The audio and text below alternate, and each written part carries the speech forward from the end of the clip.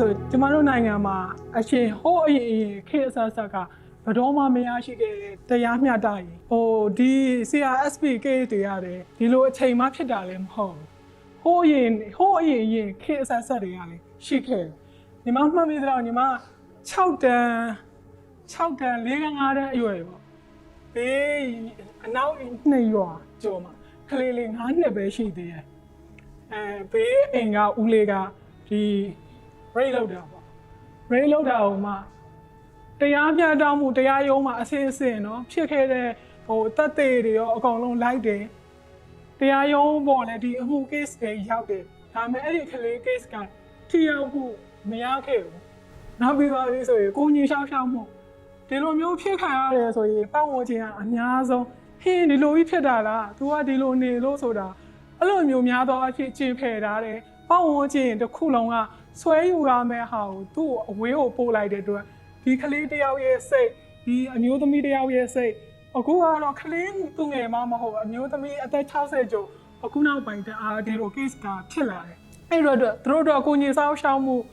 အဲ့လိုမျိုးပေါ့နော်ဒီမရရှိဘူးနောက်ဖွံ့ဖြိုးတိုးတက်မှုအသက်အရွယ်ပိုင်းခြားဥမာကြောင်းတက်နေတဲ့ကလေးဖြစ်စဉ်ကြီးစင်ငယ်လိုက်ပေါ့နော်အဲ့လိုမျိုးကလေးအဲ့လိုမျိုးဖြစ်တဲ့ case တွေဆိုရင်လည်းဖွံ့ဖြိုးတိုးတက်မှုဆိုတာမရအောင်ပတ်ဝန်းကျင်အများသောအားဖြင့်ကျင်ဖယ်ထားတဲ့လူအတိုင်းဝိုင်းနဲ့ဆွဲမသိတော့တချို့ဆိုစက်ပေးရှောင်နေနေအောင်ပါဆိုရင်ဒီအကာလေးပဲရှိတယ်ညဘက်ကျရင်ဒီဘိုးကြီးကဒီလိုလာမယ်ပြောထားတယ်ဒါပေမဲ့အဲ့ဒီကောင်မလေးဒါကိုလက်မခံနိုင်ဘူးအဲ့လိုမျိုးဖြစ်တယ်ဆိုနောက်နေ့ကျရင်သူ့နဲ့ပတ်သက်တဲ့လူချေးချောက်တယ်အဲ့လိုမျိုးတွေနဲ့အခုနောက်ပိုင်းကဘယ်လက်နဲ့မကင်မဆိုဒီဟာတွေကအခုနောက်ပိုင်း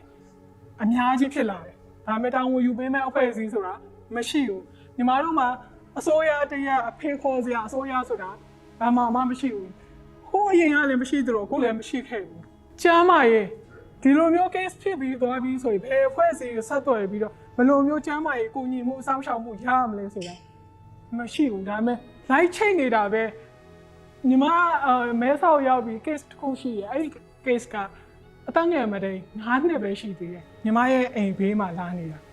ကျမ်းမာရေးအဆောင်ရှောက်မှုဆိုတော့သူတို့ဒီ case ဖြစ်ပြီး6လမှကျမ်းမာရေးဆေးစစ်မှုကိုရတာ